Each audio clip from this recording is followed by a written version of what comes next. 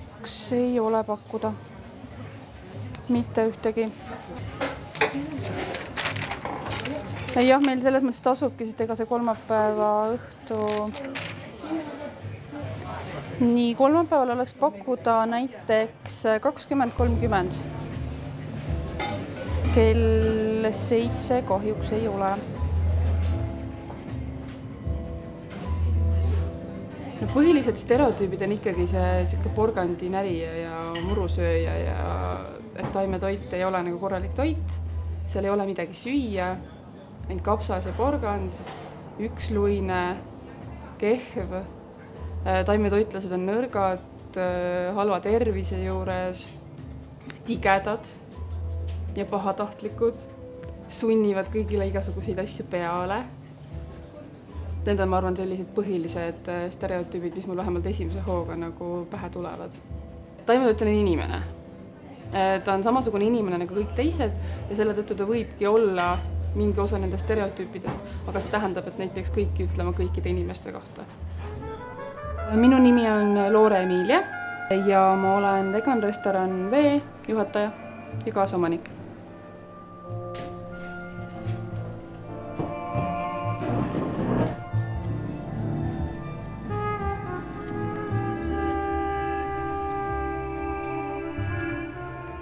Miks me omal ajal nagu tahtsime seda restorani nagu luua või miks me oleme üldse hakanud taimetoitu pakkuma, et näidata, et taimetoit võib olla palju rohkemat kui ainult üks pisik porgand nagu niimoodi taldriku peal.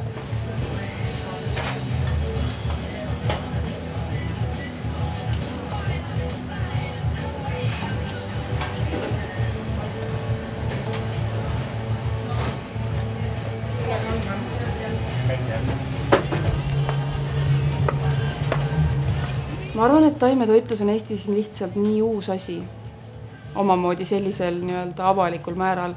Või toit on inimese jaoks nagu väga isiklik asi ja väga paljudel inimestel on väga kindlad harjumused. Ja siis tuleb keegi, kes ütleb, aga need harjumused võivad olla hoopis teistmoodi ja paljudel juba on hoopis teistmoodi, siis ta on võib-olla kuidagi selline isikliku sfääri tungimine osade arust mingisugusega omas köögis, et me ei taha sellest midagi teada. Tuues nagu paralleele paljude teiste mingisuguste vähemustega, kellega on samamoodi, et tehke, mis te tahate, aga tehke oma ette. Ärge meile sellest nagu rääkige.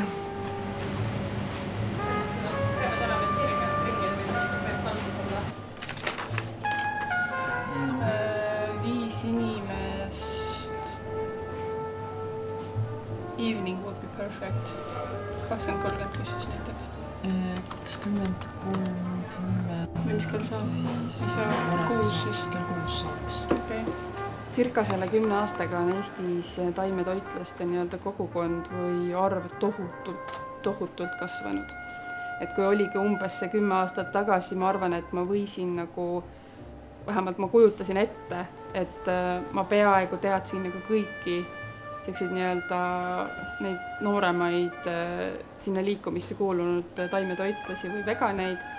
10 aastat hiljem mul ei ole õrna aimugi, kui palju neid inimesi on Facebooki gruppides, kus need inimesed on kogunenud, kus räägitakse nii toidust kui sellest elustiilist, on tuhandeid inimesi.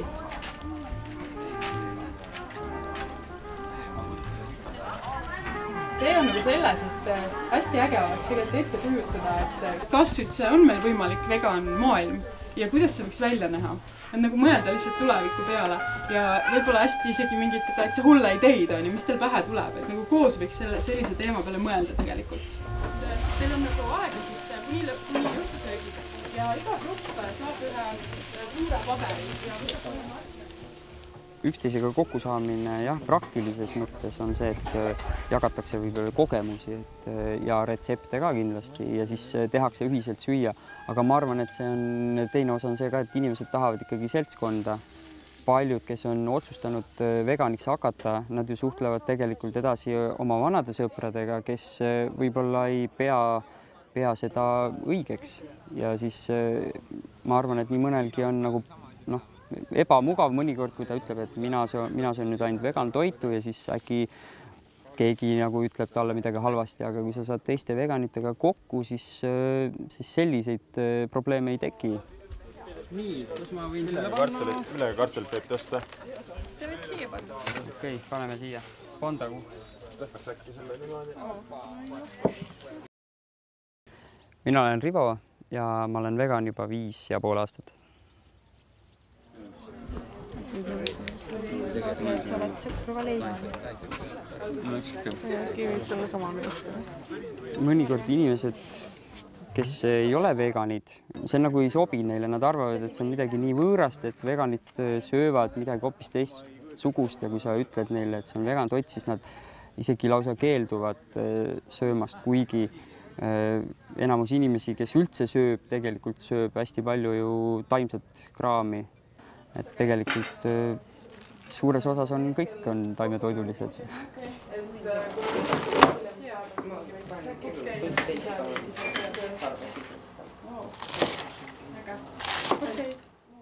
Mina hakkasin ka isiklikult just sellepärast veganiks, et mulle nagu loomatööstus telgitagused ei meeldinud. Süüa saab teha niiviisi, et ja saab ellu jääda niiviisi, et ei pea kasutama selleks loomi.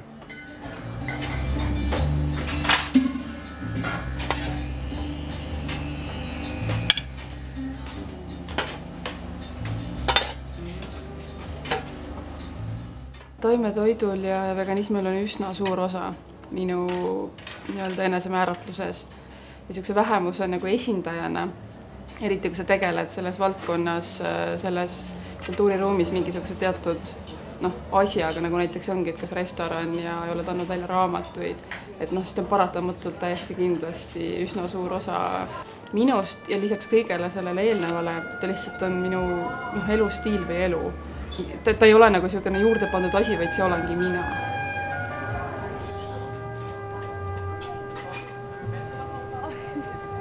How was it? It was terrific. Yeah, thank you.